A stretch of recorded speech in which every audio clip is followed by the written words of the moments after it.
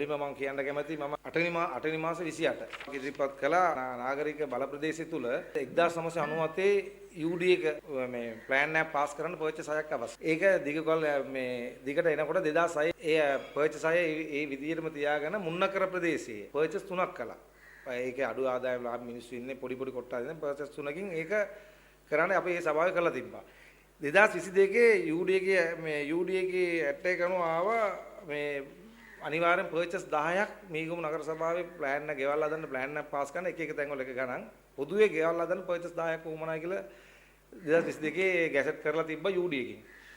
ඒක අනුව ගැසට් එකේ සම්බන්ධවම යෝජනාවක් ඉදිරිපත් කරනවා 2028 වෙනි මාසේ 28 මාස සභාවට.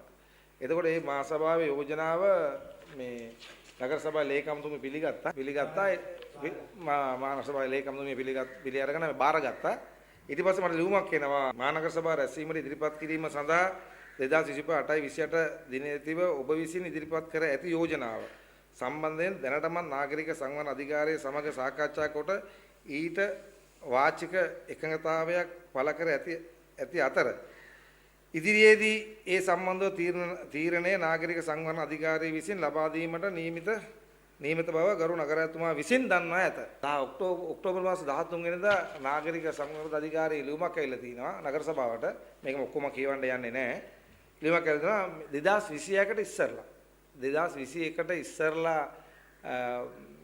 අනුමත කරපු ප්ලෑන් ටික පර්චේස් 6ටයි 2021 පස්සේ කරන්නේ වලට පර්චේස් 10ක් තියෙන මේක මීගොමු ජනතාවට කරන ලොකු අසාධාරණයක්. එදා මගේ යෝජනාව දාන්න දුන්නා නම් යෝජනාව පැහැදිලිව මේ ගැසට් ඔක්කොම ආගාව තියෙනවා. ඒ ගැසට් ඔක්කොම ආගාව තියෙනවා. ගැසට් සම්බන්ධව දාපුවාම ඒක මේක මීගොමුවේ NPP සංවිධායකවරයෙක් ඉන්නවනේ. සුගත තිලකරත්න. අපි යෝජනාවක් සම්මත කරලා එතුමාට දුන්නා නම් එයා කැබිනට් එක දාලා මේක සංසෝලන UD එකට යවන්න තිබුණ අවස්ථාවක්. ඒ අවස්ථාවත් මෙතනින් අහිමිලා තියෙනවා. පැහැදිලි මම කියන්නම් මේකේ මම සෙන්ට් මේරිස් පාසලට මේක දෙන්න එපා කියන එක නෙමෙයි මගේ අදහස. මගේ යෝජනාව අදහස් වෙන්නේ මේක අපිට සතු දීපල. නගර සභාව පාලනය ඉවර වෙලා නිලධාරීන් මට්ටම පාලනය වෙලා යම් කිසි ලියුම ඕමාර වෙලා තියෙනවා. මගේ මෙතන කරුණු දැක්වීම ග්‍රවුන්ඩ් එකට මොවා වෙලා ග්‍රවුන්ඩ් එකෙන් පිටත් මේකේ ඉඩම් ටිකක් තියෙනවා. ඒකේ මේ ඔප්පු තියෙනවා ඉඩම් 3ක ඔප්පු තියෙනවා. පර්චේස් 100 ගාණක් නගර සභාවෙන් සල්ලි දීලා අරනුත් තියෙනවා පරිත්‍යාග කරපුවක් තියෙනවා. නගරතුමා මම යෝජනා දාලා මම යෝජනා කැන්සල් කරපුවාම කතා කරන්න යද්දි එයා දැන් කියනවා මේක නේ යාට ස්ටඩි කරන්න ඕනලු.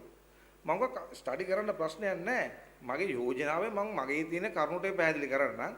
ඊට පස්සේ අපිට පුළුවන් ස්ටඩි කරලා ඉතුරු වැඩි කරන්න මම ළඟ සීලමු ડોකියුමන්ට් මාගාව තියෙනවා කියලා කියද්දිත් එයා ඒක ප්‍රතික්ෂේප කළා. ඊට පස්සේ මම ලේකම්තුමියගේ සහ කොමසාර්ස්වරයාගේ ලම්බුණා. ඒ දෙන්නම පිළිගත්ත අතුරු ව්‍යවස්ථාව නගර මේ යෝජනාවක් සම්බන්ධව නගරාධිපතිතුමා ගන්න දුන්න බලය මේක පැහැදිලිව අතුරු ව්‍යවස්ථාවේ තියෙනවා. අපි මම කියන්නේ ක්‍රීඩා පිටිය සම්බන්ධව කොමිටියක් දාලා මේක තීන්දුවක් ගන්න තිබ්බා. ඒක මෙතන ලොකුම ආපදාවක් සිදු වුණා. මේක මේ මුළු ලංකාවටම වෙච්ච ආපදාවක්. ඒ වලට മന്ത്രി කණ්ඩායම නගරාධිපතිතුමා අඬ ගන්න පක්ෂ විපක්ෂ අඬ ගාලා අදහස් අරගෙන ඒ අනුව එයා ක්‍රියාත්මක වෙන්න ඕනේ. එයා වන් මැන් ෂෝ එකක් ගන්නෙ.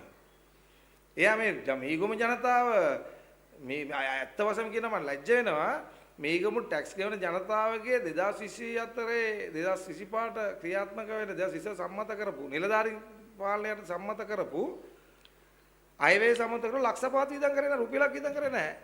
සාමාන්‍ය ජනයා ගෙනත් දෙන බරු ටිකක් දේශපාලනය කරනවා. මීගොම දෙන මිනිස්සු මීගොමට ඉස්සලා බෙදලා එන පිට යන්න ඕන. මේ බරු ටික පිට යනවා. අරුණ නගරාධිපතිපත් උනේ මේ කාණු සුද්ධ කරන්න නෙමෙයි. එයාපත් උනේ මේ නගරය සංවර්ධනය කිරීම සඳහා. ඕගොල්ලෝ ෆොටෝ දාකින්න තියා Facebook එක බලන්න කාණුවක් ගාව කියලා හිටන් ඉන්නවා. අපි මේ මෙදාපාර අයවැය සම්බන්ධව කරන්නකො. අපි කියනවා මේ ආපදා වෙච්ච වෙලාවක මේ පොත් සාකච්ඡා තිබීම සමම කනගාටුත් වෙනවා. මේක කළා මට මේක කියන්න මේක පොත් සාකච්ඡා තිබීම ගැනත් ඒ වුණාට මම මේ කියන්න වෙන තැනක් නැති නිසායි මේ මාධ්‍ය සාකච්ඡාවට මාධ්‍ය මාතුරුන් අඬගාලා මේක අනිවාර්යෙන් කියලා ඒ කියන්නේ මේ ගම්පහ දිස්ත්‍රික්කයේ ලක්ෂ 7 ගාණක් ඇති විජිතේරත් මං හිතන ගම්පහ දිස්ත්‍රික් නායකයා. එයා මීගොම ගැන ඉස්සල්ලා මේ හොයන්න මීගොම මොනවද වෙන්නේ කියන හොයන්න කියලා මම මෙතන මාධ්‍ය ප්‍රකාශ